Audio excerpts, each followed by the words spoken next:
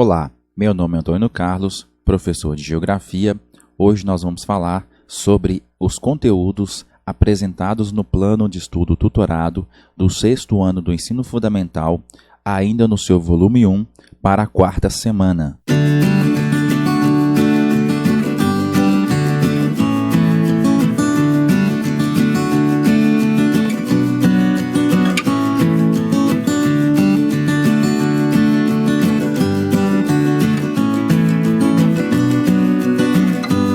Caros alunos, nós estamos chegando aí na reta final do volume 1 do plano de estudo tutorado. E nessa semana, nós vamos estudar a unidade temática Mundo do Trabalho. O objeto do conhecimento será transformações das paisagens naturais e antrópicas. E a habilidade que você vai conseguir com esta aula é identificar e analisar as características das paisagens transformadas pelo trabalho humano, a partir do desenvolvimento da agropecuária e do processo de industrialização. Os conteúdos relacionados serão alterações na paisagem do campo e da cidade, o trabalho no campo e na cidade, atividades econômicas no campo e na cidade. E mais uma vez, com esta aula, você também irá conseguir algumas habilidades interdisciplinares com outros componentes curriculares, como História, Arte e Ensino Religioso. O tema da nossa aula será Paisagens Urbana e Rural, Características e Transformações. Com esta aula, você vai aprender mais sobre paisagem e como as suas transformações podem indicar os tipos de mudanças no ambiente. Você vai aprender também a diferenciar e identificar as principais características dos espaços urbanos e rurais. Vamos a alguns conceitos importantes, então, sobre esta aula de hoje. Sobre paisagem. Paisagem é um conceito central a ser abordado neste plano de aula, tendo como base a habilidade contemplada.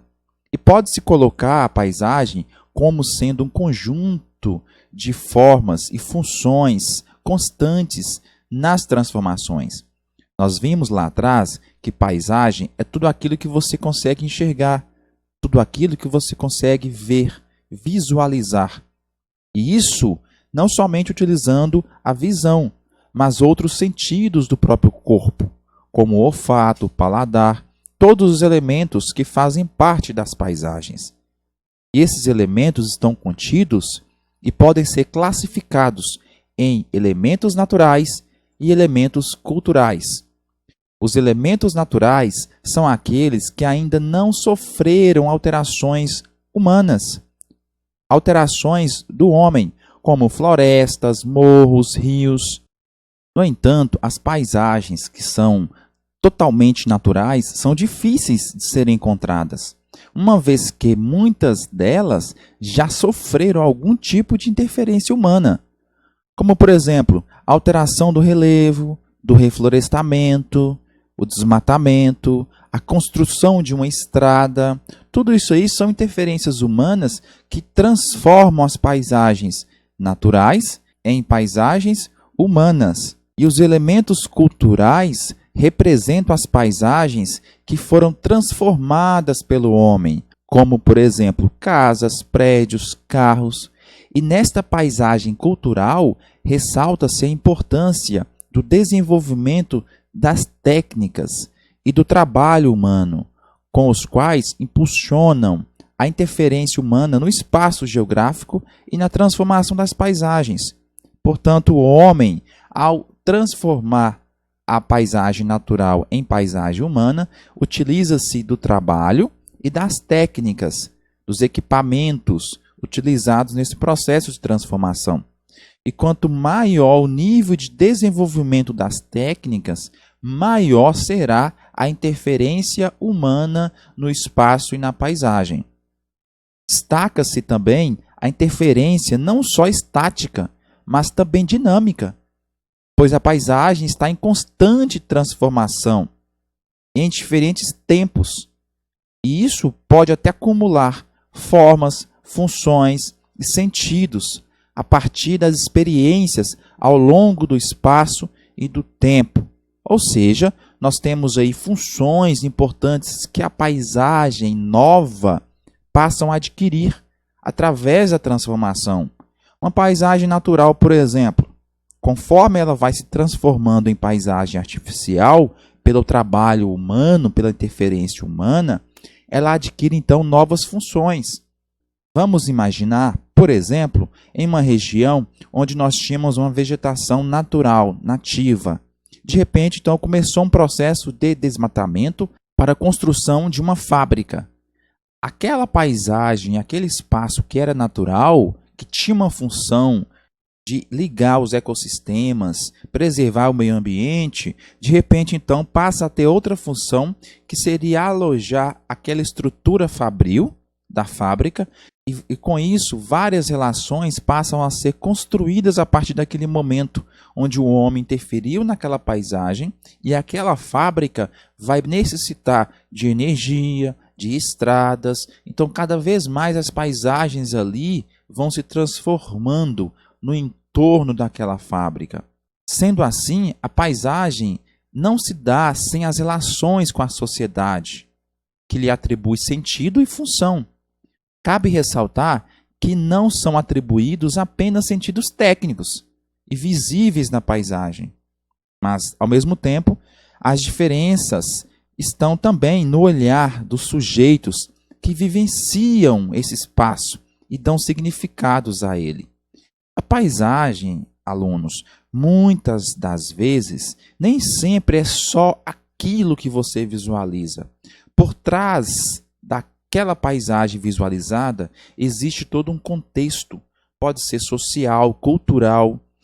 Vamos dar um exemplo, quando você visualiza uma paisagem em um lugar e você visualiza aquela paisagem com seus elementos e aquela paisagem para você tem um sentido.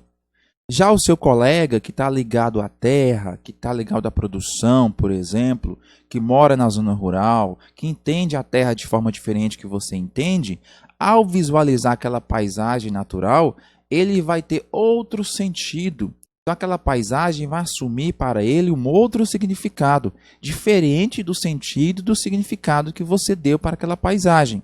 Portanto, nós temos aí outros aspectos, nem sempre visíveis diretamente na paisagem que nós estamos observando. Em relação ao espaço urbano, que corresponde ao espaço das cidades, bem diferente do espaço rural, que é o espaço do campo, nós temos um conjunto de atividades que ocorrem em uma mesma integração local, com a justaposição de casas, construção de edifícios, atividades e práticas econômicas, práticas sociais, práticas culturais. E esse espaço das cidades é de uma forma onde nós temos a representatividade do espaço geográfico, da paisagem geográfica, da paisagem humana. É um território ali das práticas políticas e um lugar das visões de mundo e mediações culturais.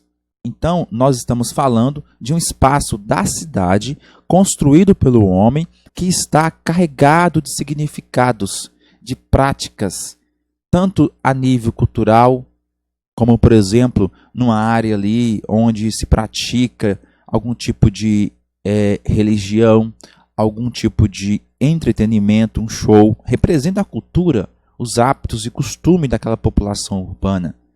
As práticas econômicas, nós temos o comércio, a prestação de serviços, as indústrias que predominam no espaço urbano.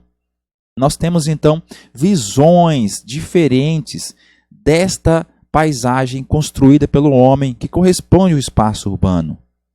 Porém, é preciso estabelecer uma distinção entre o urbano e as cidades. Por quê? Porque existem cidades, por exemplo, que não são consideradas urbanas, por possuírem uma pequena quantidade de habitantes em uma baixa dinâmica econômica. Como assim, professor? Nem sempre o urbano corresponde às cidades? Sim, nós temos a estrutura urbana de uma cidade. Só que tem cidade que não tem uma estrutura urbana propriamente dita. Para o IBGE, por exemplo, cidades que têm menos de 20 mil habitantes são consideradas cidades dentro do espaço rural, que possui costumes, cultura a nível rural. Os hábitos e os costumes ali presentes que estão advindas lá do espaço rural.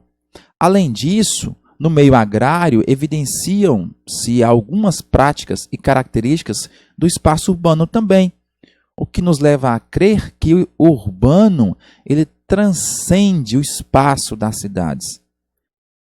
Então, nós temos aqui cidades que nem sempre apresentam a estrutura urbana para ser considerada uma cidade. A cidade ela tem aquela área considerada urbana, mas a infraestrutura ali não corresponde a uma rede urbana. Os hábitos da população, que tem o hábito, por exemplo, de sentar-se à porta de casa para conversar com os vizinhos, são hábitos presentes lá no espaço rural, de compartilhar alimentos com os vizinhos, de constituir festas e famílias entre aquela população local. Tudo isso aí são hábitos rurais presentes no espaço urbano.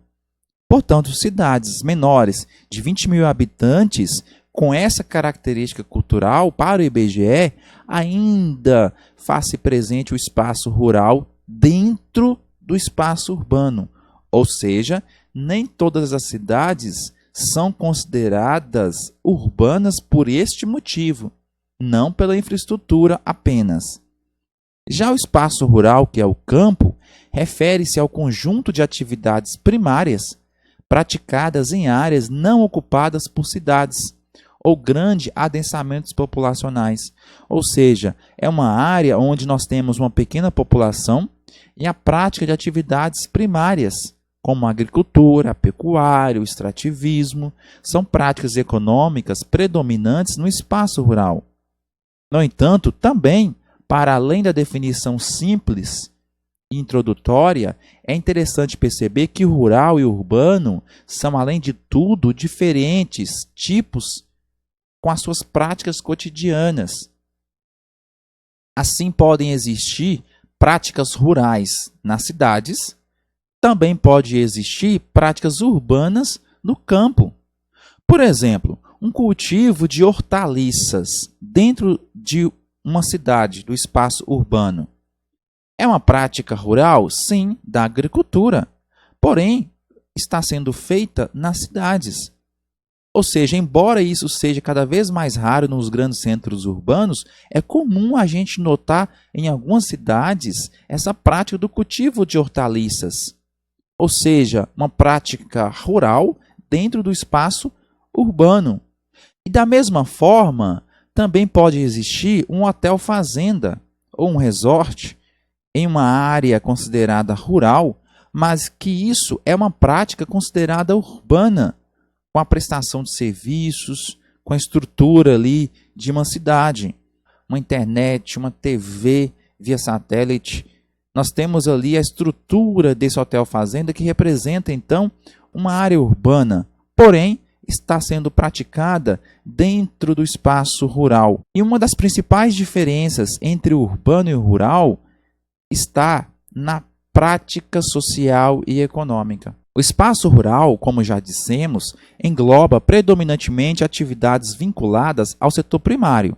Nós temos no espaço rural, predominantemente, a prática do extrativismo, agricultura e pecuária. Ao passo que no espaço urbano, nós temos outras atividades econômicas de comércio, indústria e serviços, que fazem parte dos setores secundário, que é a indústria e produção de energia, e o setor terciário, que corresponde ao comércio e os serviços. Caros alunos do 6º ano do ensino fundamental, esta foi a nossa 4ª aula da 4ª semana do seu plano de estudo tutorado. Eu espero que vocês tenham compreendido um pouco mais sobre a diferenciação do espaço urbano, do espaço rural e da paisagem natural e da paisagem artificial. E eu fico por aqui, eu espero que você se inscreva em nosso canal se ainda não é inscrito, compartilhe esse vídeo com seus colegas, curta também o nosso conteúdo e eu aguardo vocês, então, na resolução das atividades propostas para essa quarta semana no próximo vídeo.